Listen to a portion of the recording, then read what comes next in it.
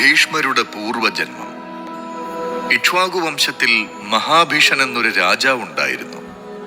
അദ്ദേഹം 1000 അശ്വമേധയാഗങ്ങളും 100 രാജസൂയ യാഗങ്ങളും അനുഷ്ഠിച്ചു. മഹാഭിഷൻ ബ്രഹ്മലോകത്ത് പോയി മഹാമുനികളോടും സന്യാസിമാരോടും മറ്റ് സ്വർഗീയ നിവാസികളോടുമൊപ്പം ബ്രഹ്മാവിനെ സേവിച്ചു കൊണ്ടിരുന്നു. ഒരു ദിവസം ഗംഗാദേവി ബ്രഹ്മലോകം സന്ദർശിച്ചു. ആ സമയം ശക്തമായ കാറ്റുണ്ടായിരുന്നു. കാറ്റിൽ ഗംഗാദേവിയുടെ വസ്ത്രം ഉയർന്നുപോയി. അവളുടെ നഗ്നമായ തുടകൾ അവിടെ കൂടിയിരുന്നവർക്ക് കാണാമായിരുന്നു. എല്ലാവരും തലതിരിച്ചു. പക്ഷേ മഹാഭിഷൻ കാമത്തോടുകൂടി അവളെ നോക്കി. ബ്രഹ്മാവിത് കണ്ടു. ബ്രഹ്മാവിന് മഹാഭിഷനോട് ദേഷ്യം തോന്നി.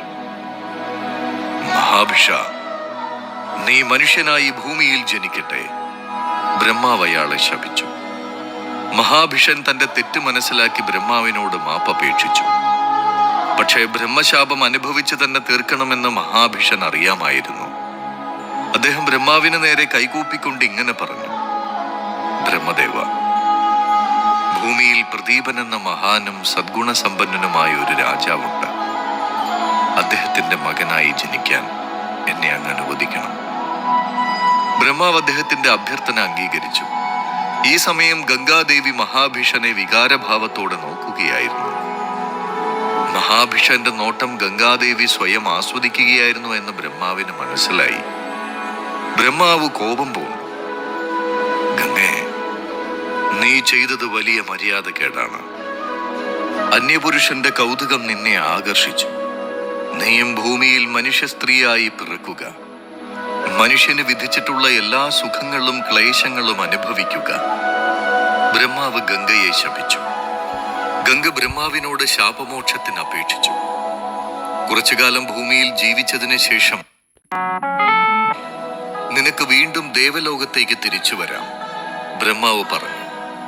ബ്രഹ്മാവിന്റെ കൊച്ചുമകനായിരുന്നു കശ്യപൻ. ദക്ഷന്റെ പുത്രിമാരായ 50 പേരായിരുന്നു കശ്യപന്റെ പത്നിമാർ.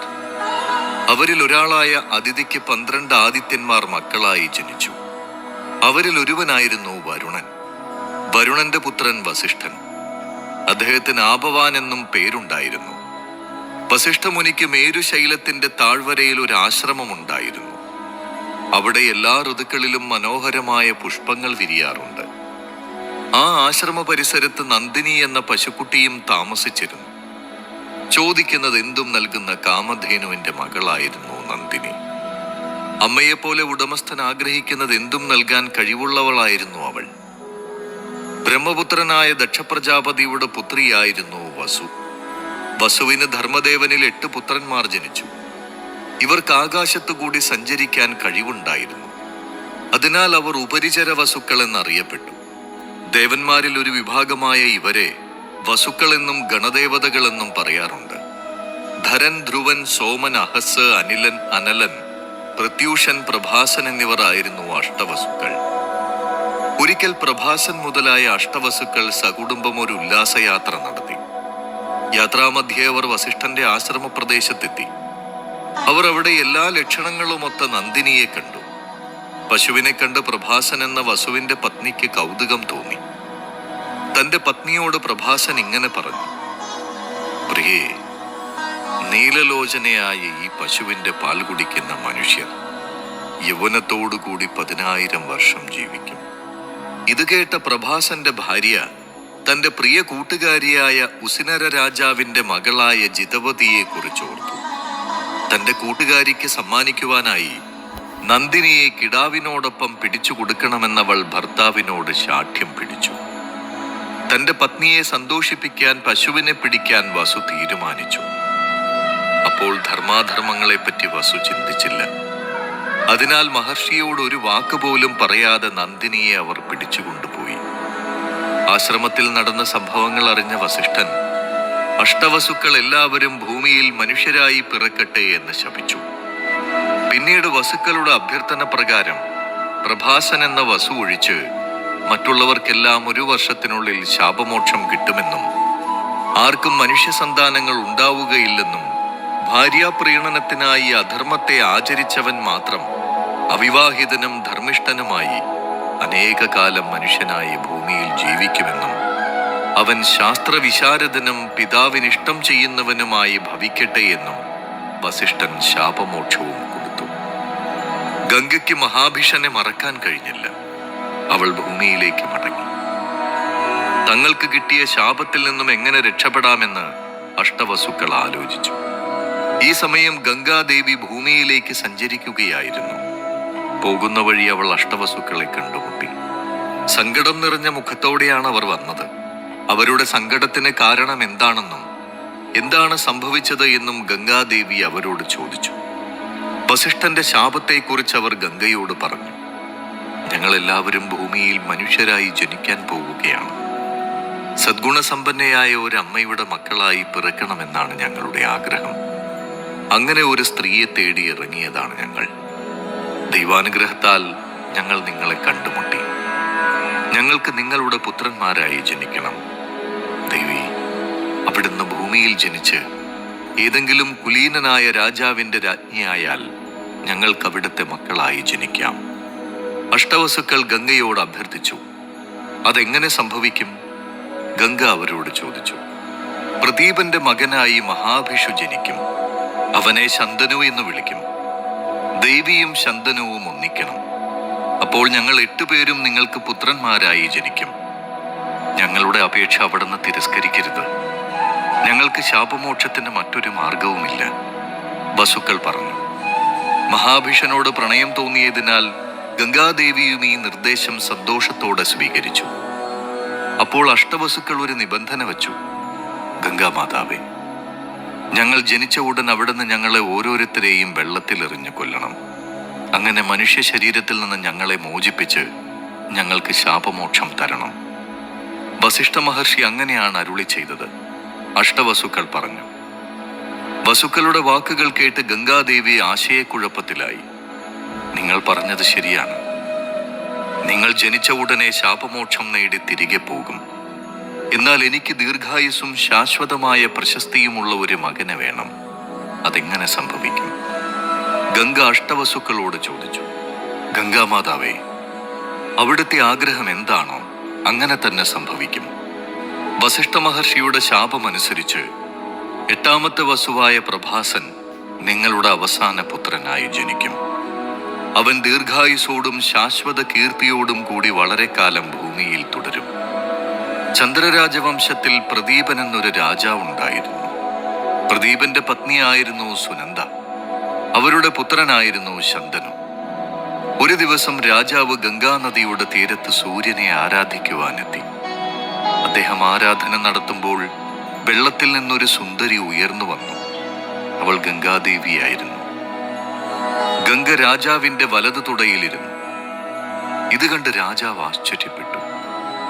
അവളോട് രാജാവ് ഇപ്രകാരം പറഞ്ഞു. അല്ലയോ സുന്ദരി, എന്തിനാണ് എൻ്റെ തുടയിൽ കയറിയിരുന്നത്? നീ എന്താണ് ചെയ്തത് എന്ന് നിനക്ക് ബോധ്യമുണ്ടോ? ഞാൻ സ്ത്രീകളുടെ പിന്നാലെ പോകുന്ന ആളല്ല. നീ ആരാണ്? എന്താണ് നിന്റെ ഉദ്ദേശം? രാജാവേ, ഞാൻ ഗംഗയാണ്. ഗംഗ പുഞ്ചിരിച്ചുകൊണ്ട് പറഞ്ഞു. ഗംഗേ, സ്ത്രീകൾ പൊതുവെ ഭർത്താവിന്റെ ഇടതു തുടയിലാണ് ഇരിക്കുന്നത്. പുത്രന്മാരും പുത്രിമാരും പിതാവിന്റെ വലതു തുടയിലിരിക്കും. നീ എൻ്റെ വലതു തുടയിലിരിക്കുമ്പോൾ എൻ്റെ മകൾക്ക് തുല്യയാണ്. നിനക്കെൻ്റെ മകനെ സ്നേഹിക്കുകയും വിവാഹം കഴിക്കുകയും ചെയ്യാവുന്നതാണ്. രാജാവ് പറഞ്ഞു. രാജാവിന്റെ വാക്കുകൾ കേട്ട് ഗംഗ സന്തോഷത്തോടെ അവിടെ നിന്നും പോയി. പ്രായപൂർത്തിയായപ്പോൾ പ്രദീപ രാജാവ് പുത്രൻ ശന്തനുവിനെ അടുത്ത രാജാവായി അഭിഷേകം നടത്തി. അതിനുശേഷം പ്രദീപനും പത്നിയും വാനപ്രസ്ഥത്തിന് കാട്ടിലേക്ക് പോയി. ശന്തനു നീതിപൂർവം രാജ്യം ഭരിച്ചു. ഒരു ദിവസം അദ്ദേഹം വേട്ടയാടാൻ പോയി. ഗംഗാനദിയുടെ തീരത്ത് അവൻ വളരെ സുന്ദരിയായ ഒരു പെൺകുട്ടിയെ കണ്ടു. ശന്തനുവിന് അവളുടെ സൗന്ദര്യത്തിൽ വളരെയധികം മതിപ്പുളവായി. അവളെ കണ്ടതും ശന്തനു പ്രണയബദ്ധനായി. ഭവതി ആരാണ്? നിങ്ങൾ എന്തിനാണ് ഇവിടെ അലഞ്ഞു തിരിയുന്നത്? ശന്തനു ചോദിച്ചു. ഞാൻ ഗംഗയാണ്. അവൾ മറുപടി പറഞ്ഞു. ഭവതിയെ നമുക്ക് വിവാഹം കഴിക്കാൻ ആഗ്രഹമുണ്ട്. ഭവതി നമ്മുടെ പട്ടമഹിഷിയായാൽ നമ്മുടെ ജീവിതം ധന്യമായി. നമ്മെ വിവാഹം കഴിച്ച് കൂടെ പോന്നൂടെ? രാജാവ് ഗംഗയോട് അപേക്ഷിച്ചു. ഗംഗ സമ്മതിച്ചു. പക്ഷെ അവൾ ശന്തനുവിന് മുന്നിൽ ഒരു വ്യവസ്ഥ വെച്ചു. ഞാൻ എന്തു ചെയ്താലും എന്തിനത് ചെയ്തു എന്നങ്ങ് ചോദിക്കരുത്. എനിക്കിഷ്ടമുള്ളത് ഞാൻ ചെയ്യും. അതേക്കുറിച്ച് അന്വേഷിക്കാനോ ചോദ്യം ചെയ്യാനോ ഒരിക്കലും അങ്ങ് മുതിരരുത്. എപ്പോഴെങ്കിലും അങ്ങനെ ചോദ്യം ചെയ്താൽ ആ നിമിഷം ഞാൻ അങ്ങയെ വിട്ടുപോകും. ഗംഗ പറഞ്ഞു. ശന്തനുവിന് ഗംഗയോട് തോന്നിയ പ്രണയം തീവ്രമായിരുന്നു. അവളെ പത്നിയായി ലഭിക്കുന്നതിന് വേണ്ടി അവൾ പറയുന്നത് എന്തും അനുസരിക്കാൻ രാജാവ് തയ്യാറായി. ശന്തനു മറ്റൊന്നും ചിന്തിച്ചില്ല. അവളുടെ എല്ലാ നിബന്ധനകളും അവൻ സമ്മതിച്ചു. അങ്ങനെ ഗംഗ ശന്തനുവിന്റെ പട്ടമഹിഷിയായി. അതിശയകരമായ സൗന്ദര്യവും സൗശീല്യവും ഒത്തിണങ്ങിയ ഒരു ഭാര്യ. പിന്നീട് ഗംഗ ഗർഭിണിയായി. ഗംഗയ്ക്ക് ആദ്യത്തെ കുഞ്ഞ് പിറന്നു. ഉടനെ തന്നെ അവൾ കുഞ്ഞിനെ നദിയിലെറിഞ്ഞു. ശന്തനുവിനത് വിശ്വസിക്കാൻ കഴിഞ്ഞില്ല. അദ്ദേഹം കുട്ടിയെ ഒന്ന് കാണുക കൂടി ഉണ്ടായില്ല. ഗംഗ എന്തുകൊണ്ടാണ് ഇങ്ങനെ ചെയ്തത് എന്ന് എത്ര ചിന്തിച്ചിട്ടും ശന്തനുവിന് കണ്ടെത്താനായില്ല. ഗംഗയുമായുള്ള കരാർ അനുസരിച്ച് കുട്ടിയെ നദിയിലെറിഞ്ഞതിനെ കുറിച്ച് ചോദിക്കാൻ ശന്തനുവിന് കഴിഞ്ഞതുമില്ല.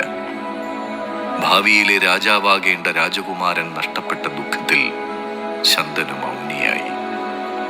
ഗംഗ രണ്ടാമതും ഗർഭിണിയായി.